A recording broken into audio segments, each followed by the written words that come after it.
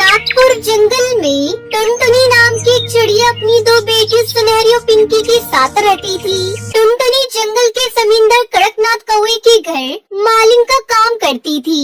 टुनटुनी बहुत ही मन लगाकर उसके बगीचे की देखभाल करती थी, जिस वजह से कड़कनाथ के बगीचे में बहुत ही रंग बिरंगे फूल खिला करते थे, जिसके व्यापार से जमींदार की बहुत ही अच्छी खासी कमाई हो जाया करती थी। एक दिन कड़कनाथ कौवा टुनटुनी को आवाज लगाते हुए कहता है, टुनटुनी, अरे ओ टुनटुनी, कहाँ हो? जल्दी आओ।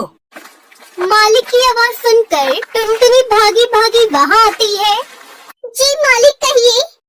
ये बता, ये गुलाब के फूल ऐसे मुरझाए हुए क्यों हैं? ये तू कैसे देखभाल कर रही है बगीचे की? तुझे पता है ना मुझे अपना बगीचा कितना प्यारा है। मेरे बगीचे में कोई भी फूल मुरझाए, मुझे ये बिल्कुल भी बर्दाश्त नहीं है।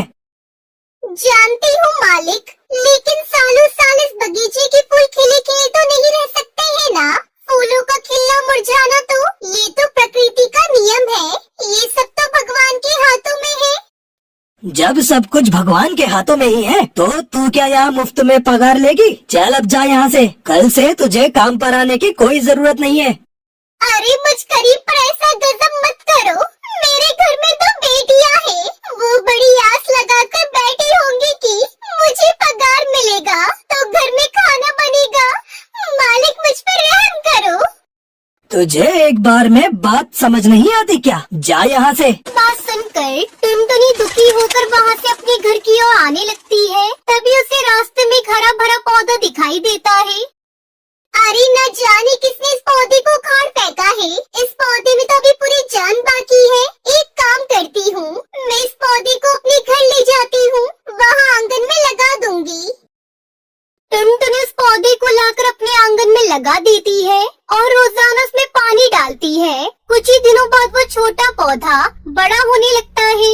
ये देखकर टुनटुनी की दोनों बेटियां सुनहरी और पिंकी कहती है, अल्ले पिंकी, ये देख, माँ का लगा हुआ पौधा कैसे तनकर खड़ा हो गया है। अब देखना, बहुत ही जल्दी ये पेड़ हमें मीठे मीठे फल देगा। फिर हम इन फलों को बेचने लगेंगे, जिससे हमारी गली भी मिट जाएगी और माँ को भी इतनी मेहनत नहीं करनी पड़ेगी। अपनी बेटियों की आंखों में अमीरी के सपने देखकर टुनटुनी टूटे मन से कहती है, हे भगवान, लानत है मुझ गरीब माँ पर। कितने दिन हो गए घर में चूल्हा नहीं जला। मालिक ने मुझे काम से निकाल दिया।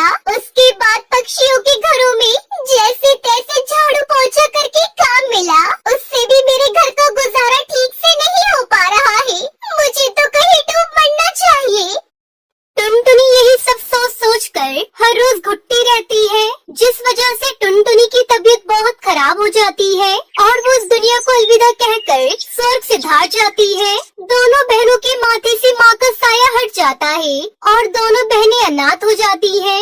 दोनों बहनें कभी जंगल के पक्षी से भीख मांगकर अपना पेट भर लेती, तो कभी मंदिर की सीढ़ियों पर बैठकर भीख मांगकर गुजारा करती। ऐसे ही दोनों बहनें एक दिन मंदिर की सीढ़ियों पर बैठे भीख मांग रही थी, परंतु रोजाना दोनों बहनों को इस तरह भीख देते देते पक्षी थक जाते हैं। अब पक्षियों ने दोनों बहनों को इग्नोर करना शुरू कर दिया था और उन्हें भीख नहीं देते थे, जिस वजह से पिंकी भूख के मारे रोने लगती है। चुप हो जा मेरी बहन, मत रो ऐसे। एक दिन अचानक बहुत तेज मूसलाधार बारिश होती है, जिस वजह से उनका कच्चा मकान ढहने लगता है।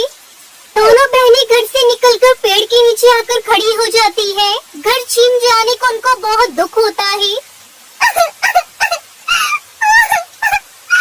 क्या बिगाड़ा था हम अनाथ बहनों ने आपका, जो आपने हमसे हमारा घर भी छीन लिया। क्यों भगवान जी, क्यों आपने हमारे साथ ऐसा क्यों किया? अब हम दोनों कहाँ रहेंगे?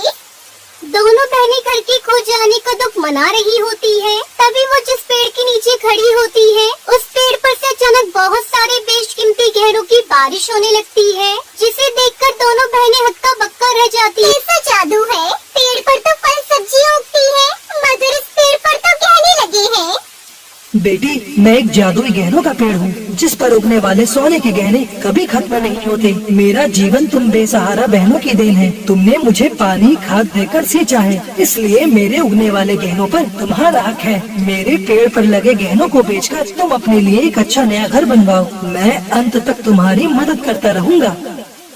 पेड़ की बात सुनकर दोनों बहनें बहुत खुश हो जाती हैं। पहली बार उनके जीवन में इतनी खुशियाँ आई थी। दोनों बहनें पेड़ पर लगे गहनों को सुनार के पास बेच देती हैं और अपने लिए आलीशान घर बनवाती हैं और उसमें सुखमय जीवन व्यतीत करने लगती।